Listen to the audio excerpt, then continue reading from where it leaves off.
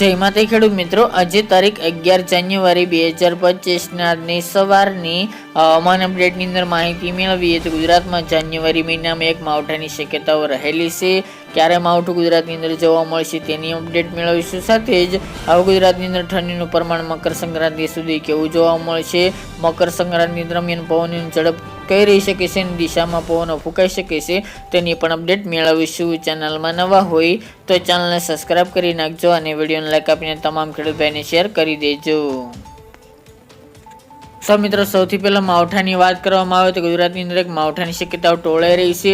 આગામી દિવસમાં એટલે કે 15 તારીખ બાદ એક માવઠું થાય તેવી શક્યતાઓ રહેલી છે. આપણે પહેલા પણ જણાવ્યું હતું કે ઉત્તર ભારતના પહાડી પ્રદેશમાંથી એક મોટું વેસ્ટર્ન ડિસ્ટર્બન્સ આવશે, જેના કારણે આ સિસ્ટમના કારણે ગુજરાતમાં તેની અસર જોવા મળશે. સાથે જ અરબી સમુદ્ર પણ અત્યારે સક્રિય છે.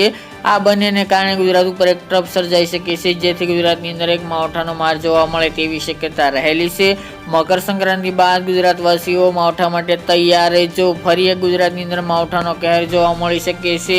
કયા કયા ભાગોની અંદર માવઠાની અસરની શક્યતાઓ છે?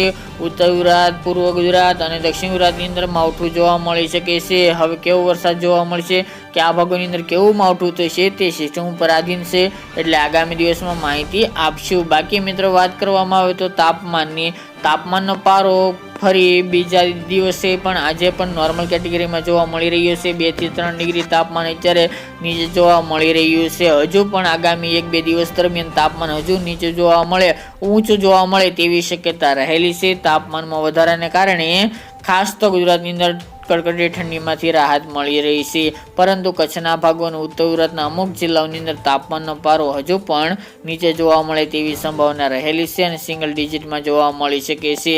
ત્યારે મિત્રો, વાત કરવામાં આવે તો આગામી 4-5 દિવસ દરમિયાન ગુજરાતનું હવામાન એકદમ સાવ સૂકું એટલે કે શુષ્ક જોવા મળશે. હમણાં ગુજરાતની અંદર કોઈ માવઠાની સંભાવના જણાતી નથી. ત્યારબાદ મિત્રો, ગુજરાતમાં આગામી દિવસમાં એટલે કે 12 તારીખથી ફરી પાછું તાપમાન ઘટે તેવી શક્યતા રહેલી છે.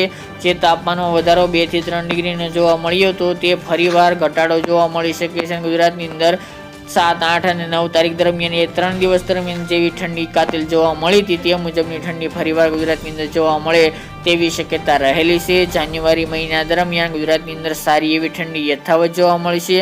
આ સાથે ફેબ્રુઆરી મહિના દરમિયાન પણ ઠંડીનો માર જોવા મળે તેવી શક્યતા રહેલી છે. જ્યારે મિત્રો, વાત કરીએ તો 14 એટલે કે મકર સંક્રાંતિ દરમિયાન પવનની ઝડપ વાત કરવામાં આવે તો ખાસ કરીને 10 થી 20-22 કિલોમીટર પ્રતિ કલાકની ઝડપે પવન ફૂંકાય તેવી શક્યતા રહેલી છે. ખાસ કરીને કોઈ ભારેથી અતિ ભારે પવનની હાલ તો શક્યતાઓ નથી અને ઉત્તર પૂર્વના અમુક જગ્યાએ પવન દિશા બદલી શકે છે. બાકી સૌથી વધુ ઝડપ 20 કિલોમીટર પ્રતિ કલાક હોઈ શકે છે. બાકી અન્ય વિસ્તારની અંદર પવનની ઝડપ વધઘટ જોવા મળી શકે છે. ખાસ કરીને દરિયાકાંઠાના ભાગોની અંદર પવનની સ્પીડ થોડી જોવા મળી શકે છે, જે સામાન્ય કેટેગરીમાં છે તેમાંથી વધારો થઈ શકે છે. બાકી મિત્રો, માવઠાની અપડેટ આગામી દિવસમાં જણાવશું. આજની સવારની અપડેટ માટે આટલું જ.